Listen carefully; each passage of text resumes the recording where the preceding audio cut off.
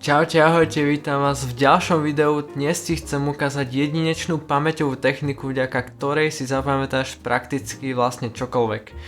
Túto techniku používali už starovekí Gréci, keď chceli si zapamätať vlastne svoje prednášky, prednesy, ktoré boli dlhé, siahodlhé a trvali niekedy 10-12 hodín aj viacej.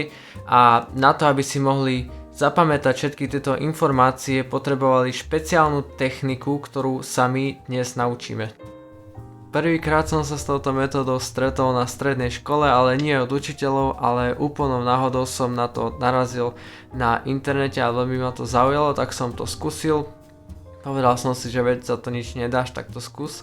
A začal som dostávať oveľa lepšie výsledky, než som očakával na testoch, písomkách, hocičom, a zlepšila sa mi dosť pamäť. Viem, že som si oveľa ľahšie zapamätával informácie, teraz som to nejak prestal používať, priznám sa, ale chcem sa k tomu vrátiť tejto technike. A výhody tejto techniky sú vlastne to, že si môžeš pamätať informácie aj počas nejakého zaťaženia stresového.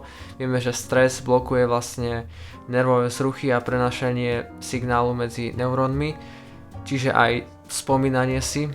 A ďalej výhoda je vlastne, že si dokážeš zapamätať čokoľvek, úplne čokoľvek, ak máš dostatočnú kreativitu a fantáziu. To je úplný základ tejto metódy, mať bláznivú kreativitu a fantáziu. A tretia vec, asi najlepšia podľa mňa, je, že si dokážeš pamätať oveľa dlhšie, ako keď sa to normálne bifliš, alebo len tak sa to učíš, alebo si to čítaš. Takže ako som už povedal, táto technika je založená na predstavivosti a fantázii, to je úplný základ a je veľmi podstatné mať veľmi bujnú fantáziu a veľmi divokú teda predstavivosť pre túto techniku, to je úplne ideálne. A aby som sa dostal teda k podstate veci, tak je to spojené vlastne s doslova ukladaním informácií na miesta, ktoré si ty pamätáš, ktoré sú ti veľmi známe. Je dôležité si to ukladať na známe miesta, pretože také menej známe, tak sa to horšie pamätá, čo mám aspoň ja skúsenosti. Môžu to byť hociaké miesta, ale musí si ich dobre pamätať, napríklad miesta aj v hre, napríklad ja som si dosť veľa vecí ukladal aj v GTAčku, napríklad na rôzne miesta, kto poznáte teda. A ďalšia vec, že musí to byť vlastne niečo bláznivé a musí to mať tiež dej. Poviem úplnú banalitu a príklad teda. Chceš si zapamätať nejaký nákupný zoznam, dajme tomu, že si chceš kúpiť zemiaky možno a chceš si ich uložiť vlastne napríklad, dajme tomu, do svojho domu. To je také známe miesto. Tak si predstavíš, že nejaký dej, teda že vstupuješ do izby a na pohovke na gauči nájdeš skákajúci zemiak, ktorý zrazu vyskočí do teba, udrie ťa a ty spadneš. To je úplne napríklad. Čím bláznivejšie to je, tým to je lepšie. Pre túto metódu je najlepšie, že ak si napríklad ten zemiak, ktorý sme použili v príklade, tak je potrebné, aby si ho čo najviac vnímal zmyslami.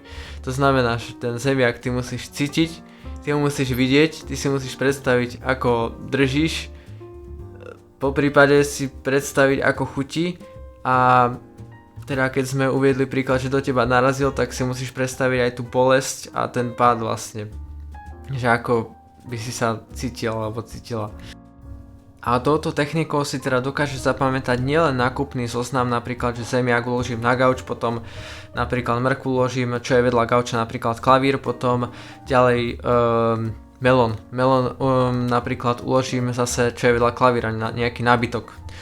A čo je ďalej, zase vedľa je akvárium, tak tam uložím petržlen, alebo ja neviem čo, jednoducho, čo sa potrebuješ v tej chvíli naučiť, alebo čo sa učíš.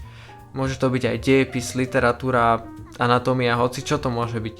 Musíš mať len dostatočnú predstavivosť a kreativitu, aby si dokázala tomu dať taký život, energiu, aby to malo dej. A zo začiatku to chce možno trochu času si zvyknúť na to, lebo každý nemá predsa len takú kreativitu a fantáziu. a používaj hlavne to, čo sa tebe lepšie pamätá s tou vlastne bláznivosťou, ale je pravidlom vlastne, že človek, mozog si zapamätá najlepšie bláznivé veci. Po nejakom čase, keď už budeš mať natrénovanú túto techniku, tak bude ti trvať fakt krátky čas na to, aby si dokázal zapamätať nejakú vec, čo si chceš zapamätať, a bude sa ti oveľa podstatnejšie, oveľa ľahšie učiť nové veci a pamätať si nové informácie. Takže to by bolo všetko k dnešnému videu. Ak sa ti video páčilo, nezabudni zanechať odber a like.